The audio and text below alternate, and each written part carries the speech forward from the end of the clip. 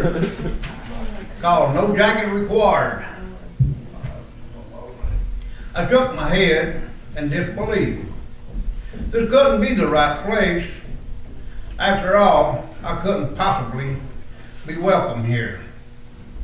I'd been given an invitation several times by several different people and had finally decided to see what this place was all about. But this just couldn't be the right place. Quickly, I glanced down at the invitation that I clutched in my hand. I scanned past the words, "Come as you are, no jacket required," and found the location. Yes, I was at the right place. I peered through the window again and saw a room full of people whose faces seemed to glow with joy. All were neatly dressed, adorned in fine garments, and appeared strangely clean as they dined at this exclusive restaurant. Ashamed, I looked down at my own tattered and torn clothing, covered in stains. I was dirty, in fact, filthy. A foul smell seemed to overcome me, and I couldn't shake the grime that clung to my body. As I turned around to leave, the words from the invitation seemed to leap out at me. "Come as you are. Amen. No jacket required." Amen. I decided to give it a shot. Mustering up every bit of courage I could find, I opened the door to this restaurant and walked up to a man standing behind the podium. "Your name, sir?" he asked me with a smile. "Jimmy D. Brown," I mumbled without looking up. I thrust my hand deep into my pockets, hoping to conceal their stains.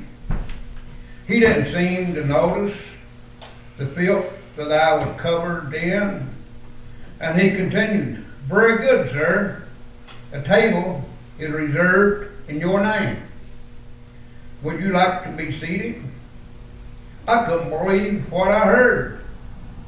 A grin broke out on my face, and I said, "Yes, of course."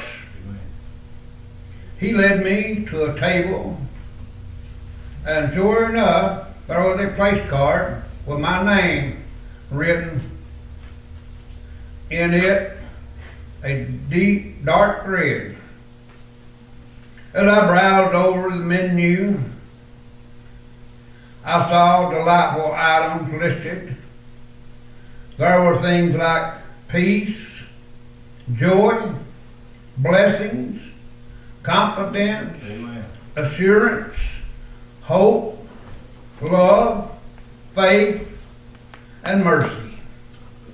I realized that this was no ordinary restaurant. I flipped the menu back to the front in order to see where I was at.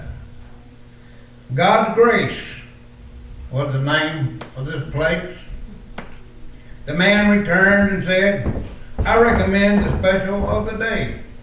With it, you are entitled to heaping portions of everything on this menu." Amen. "You've got to be kidding," I thought to myself. "You mean I can have all of this? What is the special of the day?"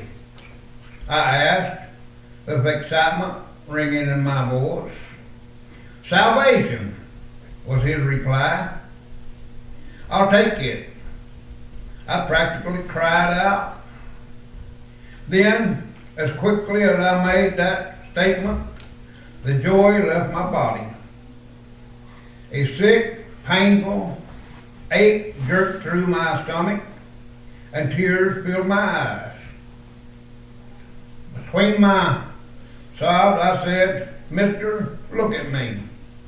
I'm dirty and nasty. I'm unclean and unworthy of such things. I'd love to have all of this, but I just can't afford it. Undone, he said. The man smiled again. Sir, your check has already been taken care of. Amen. By that gentleman over there. He said as he pointed to the front of the room, his name is Jesus. Amen. Turning, I saw a man whose very presence seemed to light the room. He was almost too much to look at. I found myself walking toward him, and in a shaking voice, I whispered, "Sir, I'll wash the dishes, or sweep the floors, or take out the trash. I'll do anything I can do to repay you for all of this." He opened his arms and said with a smile, "Son, all of this is yours if you just come unto me. Ask me to clean you up, and I will. Ask me to take away the stains, and it is done. Amen. Ask me to allow you to feast at my table, and you will eat. Remember, the table is reserved in your name. All you must do is accept this gift that I offer you."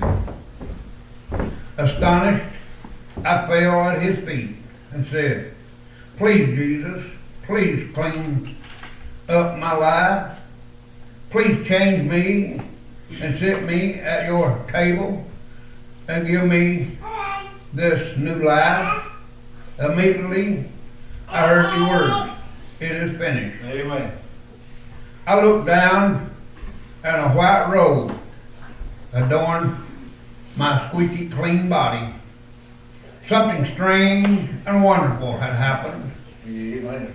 I felt new, like a weight had been lifted, and I found myself seated at his table. The special of the day had been served, the Lord said to me. Salvation is yours. We sat and talked for a great while, and I so enjoyed the time that I spent with him. He told me of all people, that he would like for me to come back as often as I like for another helping from God's grace. He made it clear that he wanted me to spend as much time with him as possible. As it drew near time for me to go back outside into the real world, he whispered to me softly, "And lo, I am with you always." That's right. And then he said something to me that I will never forget.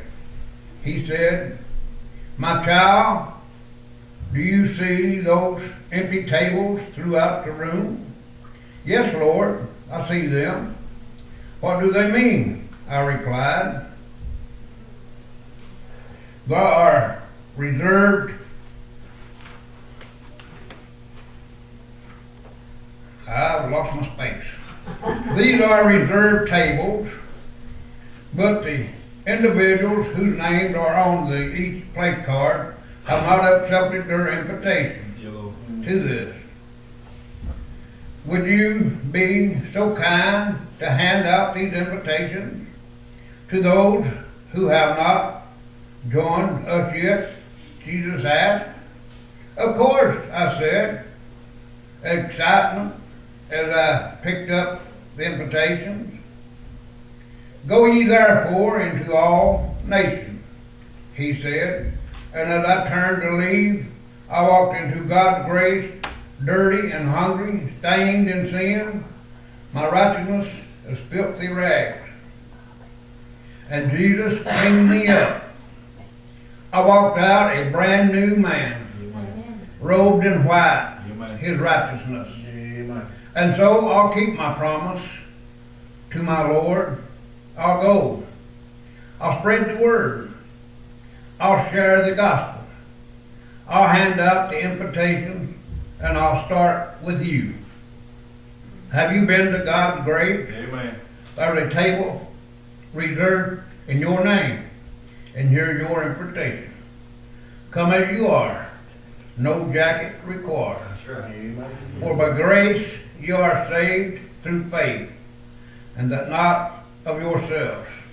It is the gift of God, not of words, lest any man should boast. Amen. Amen.